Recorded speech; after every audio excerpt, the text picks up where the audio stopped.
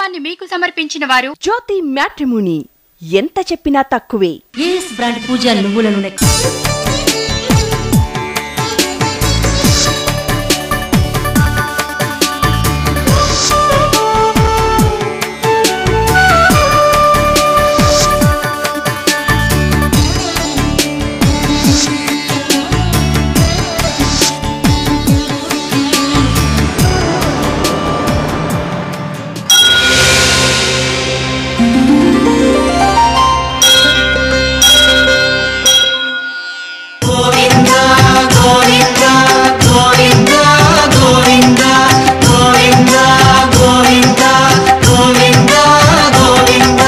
వెంకటాచల క్షేత్రంలో తెలిసి ఎక్కనివ్వండి, తెలియక ఎక్కనివ్వండి గోవిందనామంతో ఆ నామం చెప్తూనే కొండెక్కుతూ ఉంటారు. కారణం గోవింద అన్నప్పుడు గో అంటే ఇంద్రియములు, వింద అంటే వాటి ద్వారా ఆయన్ని చేరవచ్చు, లేదా అవి ఆయనవై ఉన్నవి, వాటి పట్ల జాగరూకత, రక్షణ భావము ఈశ్వరుణ్ణి చేరడానికి కారణము. గోవింద గోవింద గోవింద గోవింద గోవింద అనడం అలవాటు అయిందనుకోండి. ఇప్పుడు గో ఇంద్రియములకు వింద. ఇప్పుడు ఆయన ఏం చేస్తాడు?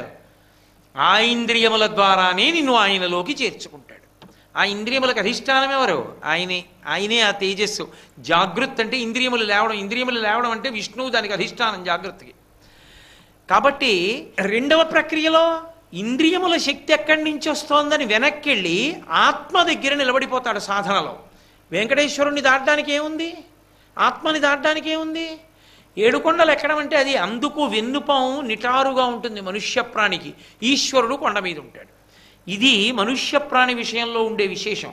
భగవంతుడు కొండ మీద ఉంటూ ఉంటాడు. సాధారణంగా సనాతన ధర్మంలో మీరు చూడండి, చాలామంది ఈశ్వర స్వరూపాలు కొండ మీద స్వయంభూ రూపాలుగా ఉంటాయి. శ్రీశైల మల్లికార్జున లింగాన్ని ఎవడు ప్రతిష్ఠించాడు? వెంకటేశ్వర స్వామిని ఎవరు ప్రతిష్ఠించారు?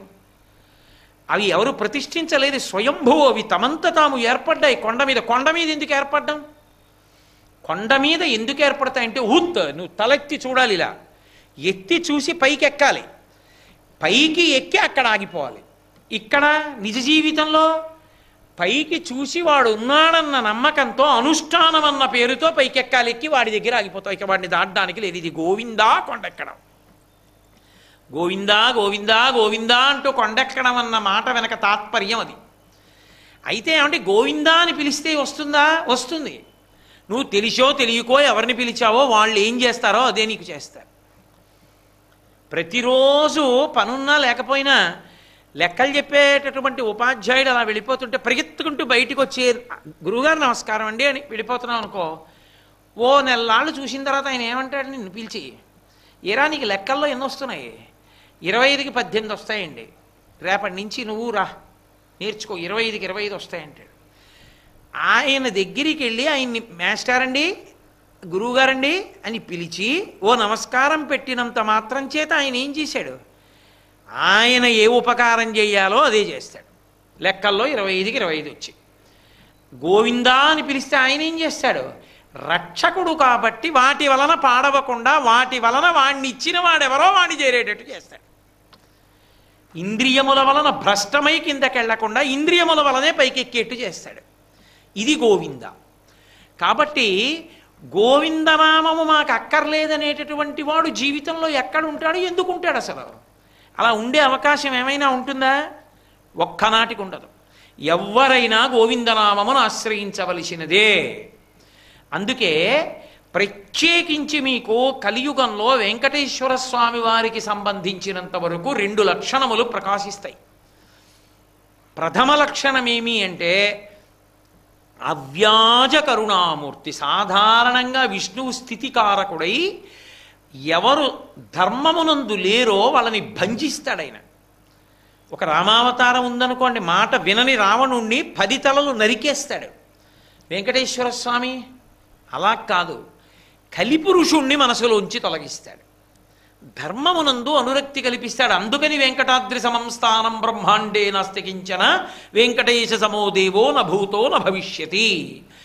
కుత్తుక కత్తిరించి అవతలవారాయవలసినటువంటి వాడు క్షమించి దగ్గరికి వెడితే కలిపురుషుణ్ణి మనసులోంచి తీసి ధర్మాత్ముణ్ణి చేస్తాడు ఆర్తితో ఆయన దగ్గరికి వెళ్ళగలిగితే.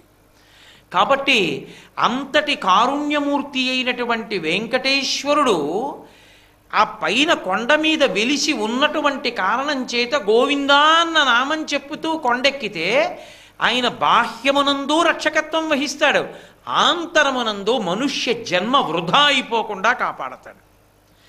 అందుకే గోవిందనామముల్ గొంతెత్తి పాడుచు కొండెక్కు భక్తుల గుంపులొకట, స్వామిని దర్శించి సంతోషమాగక పరవశులగు పుణ్య పురుషులొకట, తలతీసి ఇత్తుమా ఇలవేలు పంచును తల వెంట్రుకలనిచ్చు ధన్యులొకట, భగవత్ప్రసాదంబు కన్నుల కద్దుకొని ఆస్వాదించి పరవశించెడి భక్తుల గుంపులొకట, ఏది ఎయ్యడ విన్నను స్వామి మాటే ఎవరు ఎచ్చట చేసిన స్వామి కొరకే, స్వామి నటించుచుండు ఈ శైలమందు సకల హృదయాల ఉండెడి స్వామి ఒకడే, స్వామి నటించుచుండు ఈ శైలమందు. ఆయన గోవిందనామముల్ గొంతెత్తి పాడుచు కొండెక్కు భక్తుల గుంపులొకట. ఆ కొండెక్కేటప్పుడు గోవిందా గోవిందా గోవిందా గోవిందా గోవిందా అంటూ వెళ్ళడానికి కారణం పరమరక్షకుడై స్థితికార శబ్దానికి అన్వయం అయ్యేటట్టుగా ఏదో అధర్మంలో ఉన్నాడని పీక తీసేయడం కాదు, అధర్మమునకు కారణమైన కలిపురుషుణ్ణి మనసులోంచి తీసి కాపాడేటటువంటి పరమప్రసన్నమైన లక్షణం ఉన్నటువంటి వాడిలో ఎందు రక్షకత్వము మరింత ద్విగుణీకృతంగా ప్రకాశించింది. కాబట్టి గోవిందనామాలతోనే కొండెక్కుతారు. ఆయన్ని వెంకటేశ్వర శ్రీనివాస అని పిలవడం కన్నా గోవిందా అనే పిలుస్తారు. గోవింద మాల వేసుకున్నామంటారు, గోవిందుడి దర్శనం చేసుకున్నామంటారు. చిన్న పిల్లలతో కూడా గోవిందనామంతో జోద పెట్టిస్తారు. అంత శక్తివంతమైంది. రెండు, వెంకటేశ్వరుడు ఎవరు అన్న ప్రశ్న వచ్చిన నాడు వెంకటేశ్వర స్వామి తనంత తానుగా చెప్పినప్పుడు ఆయన ఎక్కడా తన పేరుని వెంకటేశ్వర అన్న నామంతో అన్వయం చేసుకోలేదు.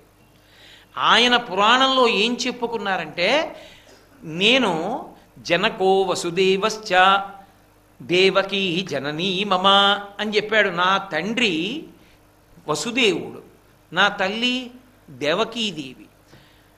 అగ్రజ శ్వేతకేశశ్చ, నాకన్నా ముందు పుట్టినటువంటి వాడు బలరాముడు. సుభద్ర భగినీ మమ, నా చెల్లెలు సుభద్ర. ఎక్కడైనా అనుమానానికి తావుందా? ఒకటి చెప్తే ఇంకోటికి అన్వయం చేస్తారేమోనని పరమస్పష్టంగా చెప్పాడు ఆయన. ఎవరితో చెప్పాడు? పద్మావతీదేవి చెలికెత్తెలతో చెప్పాడు స్వయంగా. ఎవరు నువ్వు అని అడిగినప్పుడు, నేను జనకో వసుదేవశ్చ, మా నాన్నగారు వసుదేవుడు. దేవకీ జననీ మమ, నా తల్లి దేవకీదేవి. నా అన్నగారు బలరాముడు. నా చెల్లి సుభద్ర. ఆయన ఎవరు?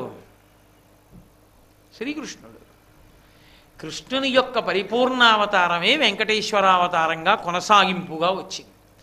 అక్కడ అధర్మానికి పీచమణిచాడు, అధర్మాత్ముల యొక్క కుత్తుకలు కత్తిరించాడు. ఇక్కడికి వచ్చేటప్పటికీ కలిపురుషుడు బయట ఉండడు రాక్షసుడిగా, కలిపురుషుడు మనుష్యుని యొక్క మనసులో ఉంటాడు. ఎంతమంది మనుషుల్ని చంపుతావు? కుదరదు. అందుకే మనుష్యుల మనసులలో ఉన్నటువంటి కలిపురుషుణ్ణి తుడిచిపెట్టేటటువంటి ప్రబోధం చేయడానికి శంకరాచార్యుల వారిగా వచ్చాడు. శివుడు కేశవుడు రెండు ఉండవుగా.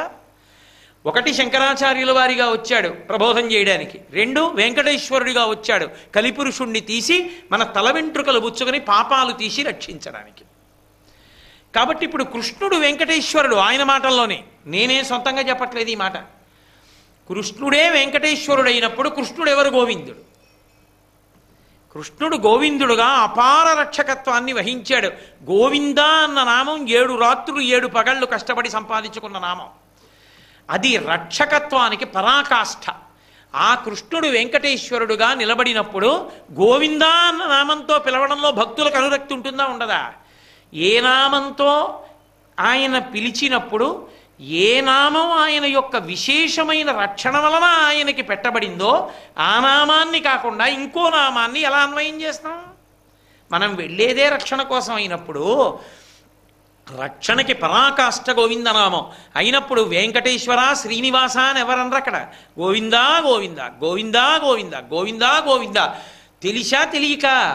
తెలియచ్చు తెలియకపోవచ్చు, కానీ మనుష్య జన్మ ప్రయోజనం కొండ మీద ఉన్న ఈశ్వరుణ్ణి చేరడం అంటే ఊర్ధ్వముఖ చలనం చేసి ఆత్మదర్శనంగా ఆత్మ అనుభవంగా నిలబడ్డాం. అది ఒక ప్రతిపాదన.